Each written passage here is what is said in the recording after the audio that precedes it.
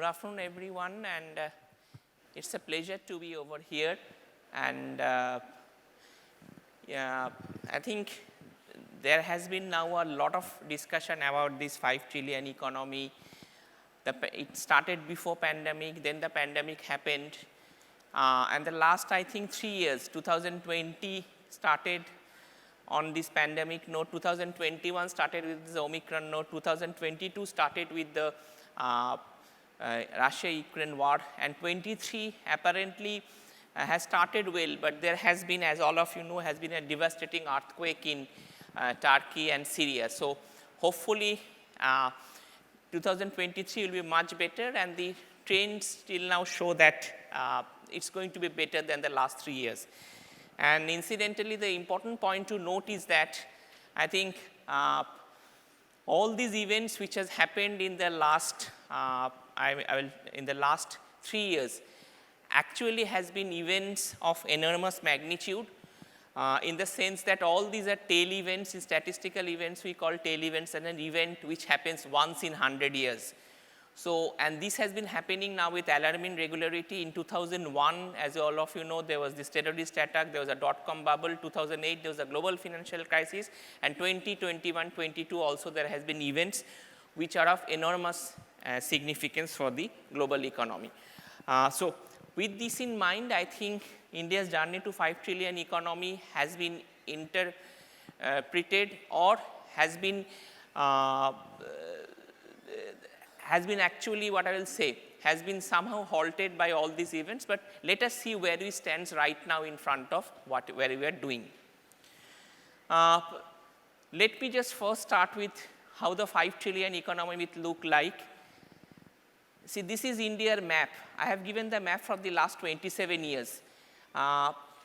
Currently, in the last 2027, the forecast is that by 2027, India should become a 5 trillion economy.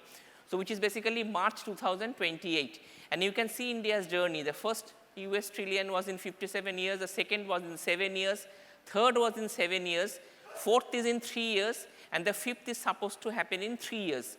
And however, the important point to that, in the last 2 years, India has actually 950 billion, but this number is actually is a little bit lower now because of the exchange rate fluctuation. So this number is currently close to around 800 billion.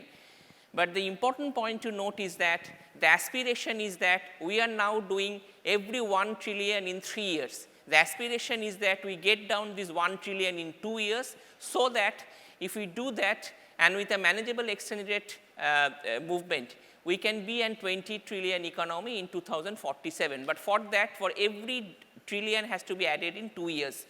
And the forecast is that as per today, this year will be, I think, will be close to 3.2 or 3.3 billion, and possibly this target will be achieved by 2028 March. Now, this is basically India's progress. These are again forecast, and I think this was the forecast which we had made first in the first week of September after India had overtaken Britain. Now, this is actually a widely quoted data which is quoted by everyone, but look into India's transition. In 2014, India was at the 10th position with a global share in GDP of 2.6%. In 2022, India's global share is 3.5%, and with a nominal GDP of around 3.8 trillion. That means by March 2023, this should be the number.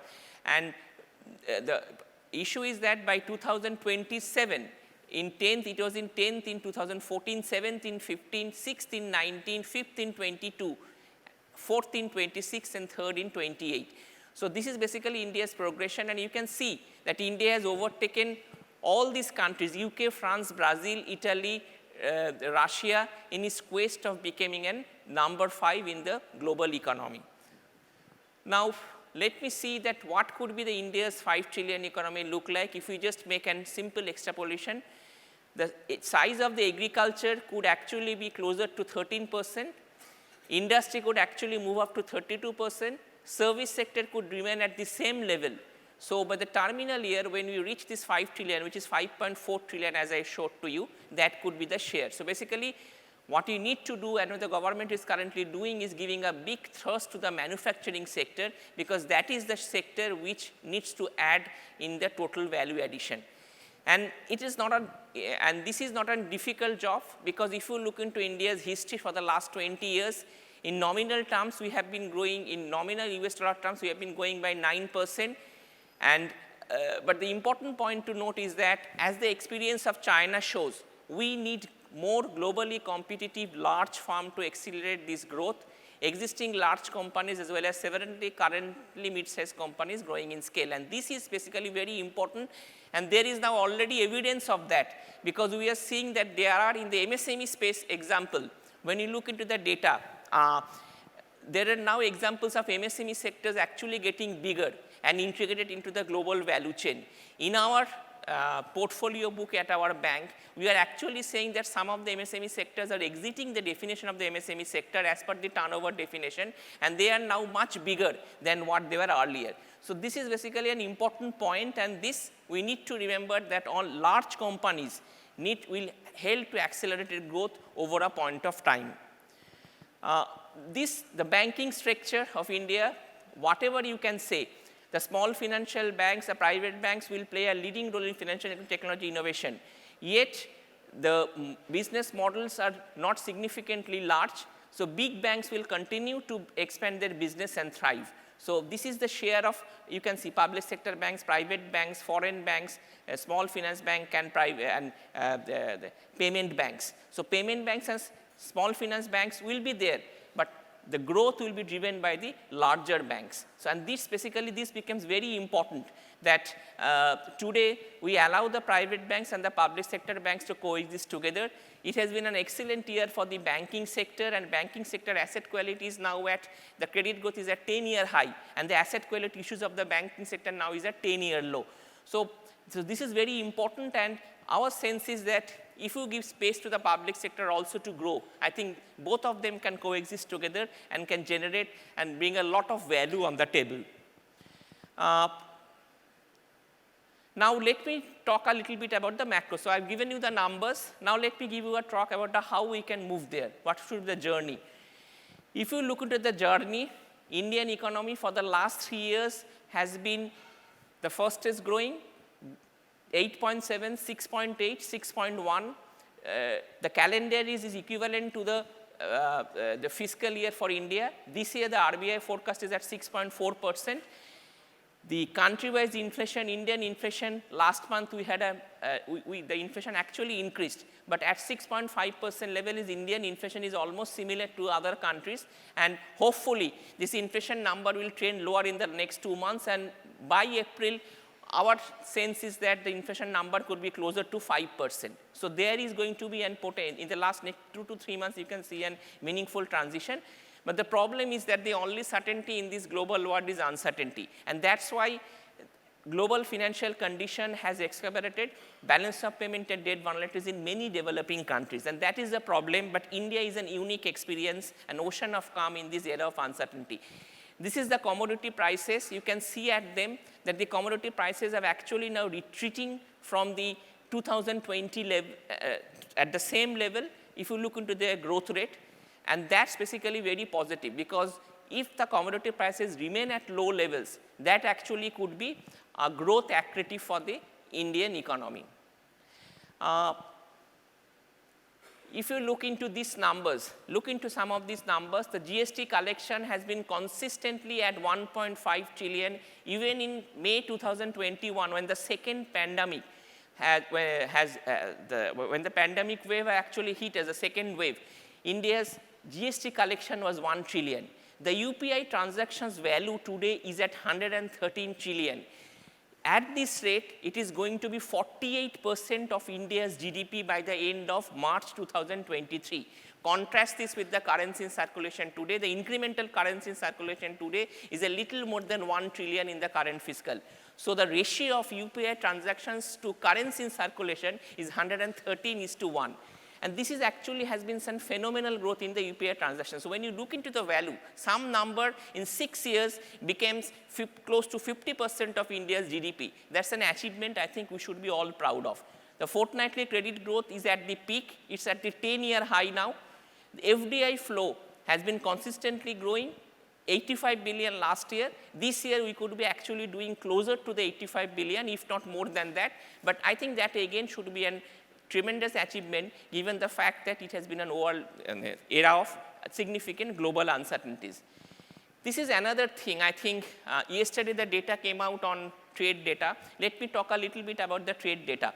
Last year, as all of you know, there has been a lot of talk that India's external sector, the current account deficit could be more than 4% of India's GDP. But you do know, last year we did 670 billion of total goods and services exports. Goods was 420, services was 254.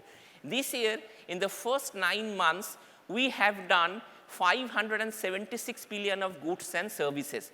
And the service exports is already equivalent to last year. So that means that we can, at this rate, we'll end the year with a number which will be closer to 800 billion. So people talk about a global slowdown on our exports, but I don't see the numbers being reflected over here.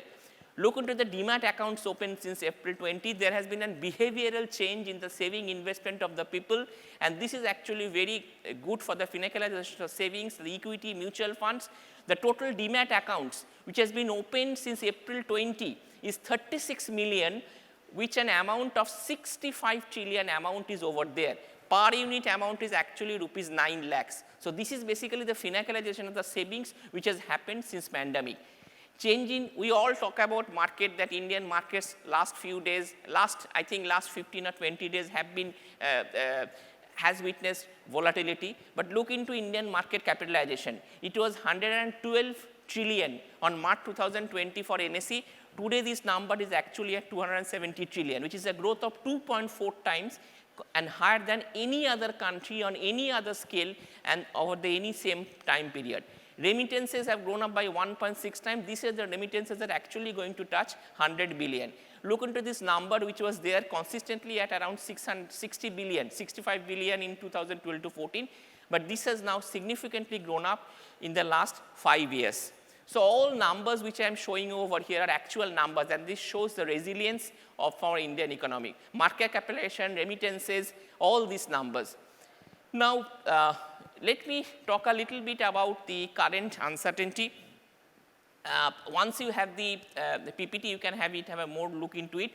These two graphs shows that what was the rate action by central banks during the global financial crisis and what has been the rate action of central banks in the current scenario. As you can say that a scenario rate hike is given as green, rate hike is given as the blue, a rate cut is given as green, and if there is no change, that's an YOLO number. And there are three market returns. One is the equity market, commodity market, and is the bond market. If you look into this, whenever there has been an increase in the rate action, there has been volatility in these markets.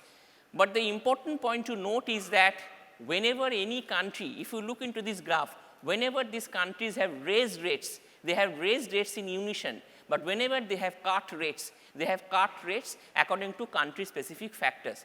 So therefore, we have to, all countries, including India, have to exit from this chakrabuhu of Fed and has to be country-specific in terms of their rate decisions. We know it's a very difficult task because we live in a world, a globalized world, but at the end of the day, I think we have to make a decision at some point of time that we have to be country specific and decide on our future rate actions depending on where do we stand in terms of our inflation numbers. This is very important, and this is one thing which has been different from last time. This time if you see in this graph in the bottom, you will see that actually all these countries have been raising rates together and none of them has been cutting rates. So that's actually an important point. This is some of the, I will not get into all these things, but one important point you need to know is that Indian inflation data is very idiosyncratic. The core inflation, you all talk about this core inflation, but if you look into this core inflation and if you plot the graph over the last 12 years, last 10 years, you will see that this core CPI graph is actually like a bell curve. So basically most of the numbers are concentrated in between 5.5 to 6. So it will be very difficult to get core meaningfully below 5.5%. And this is the food basket. You can say that the numbers are all over the place, meaning that food inflation is significantly volatile in the current context. And after the pandemic, there has been significant increase in purchase of health, education, and gold, which has pushed up this core CPI in a meaningful manner. This I will not get into. India has already raised rates by 250 basis points. If you add the 40 basis point rate increase in March, that is around 290 basis points. So the rate hike actually has been significantly similar to what the ECB has done. Fed has done 450, and Fed number could actually go by around 75 basis points more from the current levels.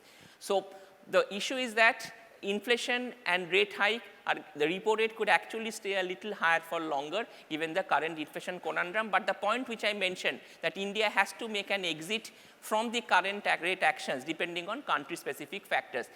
I will not get into this next one, this PLI, what it is doing, all these things. But I want to show you one next slide. This slide, you look into it, that India is actually, why PLI is important. The PLI in India is actually 1% of India's GDP. 2 trillion amount of money has been earmarked. Now, out of this 2 trillion, 1 trillion is coming from subsidy rationalization. And if you look into all the sectors in the PLI, in the current fiscal year, from April to November, India imported 55 billion imports from China, of which 38 billion were in commodities, where the PLI scheme has been launched. The idea of the government is that you need to make this 38 billion cut down. And even if you are able to cut down this by 10%, or 20%, or 30%, we can add a significant amount to our India's GDP.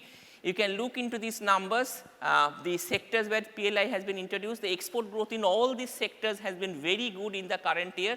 Only one sector, textiles, you need to do a better. But even in the terms of percentage share, like white goods, the battery, then the telecom, everywhere our share actually has increased. So therefore, this scheme is working, and hopefully we need to push this scheme to have a meaningful contribution. This is one number which I wanted to show all of you. I think this number is ignored, that between 1980 to 2018, 46,000 farms were registered every year in India. And this was actually an annual rate of 7.5%. During 2018 to 22, the total number of companies, and post-COVID, the number of companies getting registered above 50%, and in FY23, it could be, this number could be around 2 lakh companies registered in a single year. So typically, the point is that the number of companies registered during a particular year gives a very good idea that how this, where we are moving in terms of this manufacturing sector. From 45,000 per year to 2 lakh post-pandemic is a 5 times jump over what we had done over a period of 40 years. This is an actual number. There has been, I think there's a lot of discussion about that investment is not happening. But if you look into the numbers, this is the investment amount. Around 21 trillion investment announced has come in the first 9 months. This is the breakup. And even if 40% of this gets translated onto the ground, which is the number, this number could actually be close to 90 or 100 trillion. And look into all these sectors. Everywhere there is a rating upgrades is actually higher than rating downgrade ratio. We have a satisfactory ratio. IT, auto ancillary, fertilizers, energy, telecom services, tire and river. Everyone has been indicating a robust rating, robust balance sheet in the fiscal year. This is the investment outlook in FY24. As you can see, all this is across a period of 10 years. You can see that the government, which is basically the public administration and defense, you can see that the government investment, public investment has been significant in the last 10 years so as to crowd in private investment. And I think this is the story which has been playing out, and hopefully this will play out much better this year, where the government has actually announced a capital expenditure of rupees 10 trillion. I'll show you that number very quickly. This is the opportunities in the renewable energy space. So the government is actually going very gung-ho. The total renewable share is now currently 30%. Can you believe it? It is now 30% in the overall energy scenario. The opportunities in energy scenario is significant, and India needs 1.6 trillion worth of investment, and the banking sector could actually look into an 13.7 trillion credit opportunities for these sectors. So this is basically some of the numbers which are not there discussed so much in public domain, but these are actual numbers happening on the ground. This is another argument which I wanted to give. You know, there has been a lot of debate in the current budget that we have reduced our outlay on NAREGA. But this is a data which I have picked up. NAREGA actually has supported rural infrastructure creation, agriculture, sanitation, water conservation. But if you look into the expenditure and wage component, both of them has declined in FY23. This indicates that there was a poor demand. And this you can see that this is all the assets which has been created for the period FY23 till date. So I think that's a misconception to say that NAREGA asset the numbers should have been higher. This is the important point about budget. 3 things I want to mention about budget. The revenue deficit to fiscal deficit. Overall fiscal deficit, which is the borrowing requirement of the government, is composed of 2 parts, revenue deficit and capital expenditure. Revenue deficit to fiscal deficit is the lowest since last 15 years. Budgeted capital expenditure as a percentage of GDP is the highest in the last 18 years. Total subsidies as a percentage of GDP is the lowest in the last 17 years. And this subsidy adjustment, 1 trillion petroleum subsidy, has been allocated to PLI scheme. So that's actually the difference which has happened in terms of the fiscal arithmetic. Very quickly, tax buoyancy, if I look into for a period beginning from when Indira Gandhi was the Prime Minister, then Morarji Desai, then Narasimha Rao, Rajiv Gandhi, Manmohan Singh, and now the Prime Minister Modi, you look into this tax buoyancy. Total tax buoyancy in 2019 till 22-23 was 1.5, and this year budgeted tax buoyancy numbers set at 1. So this indicates that the government is conservative on its tax assumptions, and again it is going to overshoot the budgeted numbers. And this is basically has happened. Look into the GST tax buoyancy, it is 1.7. So I think this is one thing we need to give it to the government because of the continuous formalization efforts. And my sense is that the tax buoyancy, the tax numbers look reasonable, achievable, prudent, and the budget numbers actually therefore looks prudent. Finally, if I look into all these numbers, I'll not get into all these numbers. These are a little bit, just look into, I'll just mention one figure. Look into the gross tax revenue assumptions, 10.4%, where their decadal growth rate is 11.4%. And if you look into taxes on income, 10.5%, decadal growth is 14.2%. So everywhere the numbers which has been assumed are significantly lower than the decadal growth rate. So means that the government is actually very conservative on its tax projections also, as I indicated to you in terms of the buoyancy in the earlier slide. This is the capital expenditure. The total capital expenditure is not 10 trillion, it is 18 trillion. 10 trillion creation of capital assets, capex by the central public sector undertakings, which is 6.2% of India's GDP. And for those of you who might say that last year the government said 7.5 trillion, last year they said 7.5 trillion, they have done 7.3 trillion. And in terms of the ministry-wise capital expenditure, railways and roads account for close to 50%, and then this transfer to states is around 14%, defense is 17%. So basically 49 plus 13, 62 plus 17, 80% of the total capital expenditure is on railways, roads and transport, defense, and transfer to states. So this is basically the way we believe that this budget will drive growth in terms of the capital expenditure. The government borrowing program is significantly, is almost the same at the last level. If you look at the net borrowing program, last year it was around 16.3 trillion. This year is around 17 trillion, so the numbers are almost same. But this is what you should look into. As a percentage of GDP, capital expenditure before pandemic was 2.2, today it is 3.3. Gross tax revenue before pandemic it was 10.2, after pandemic 11.1. India is the only country which has witnessed an increase in tax revenue to GDP in the pandemic. Subsidies 3.8 pandemic, post-pandemic 1.3. Gross borrowing 7.7, 5.4. And state gross borrowing 3.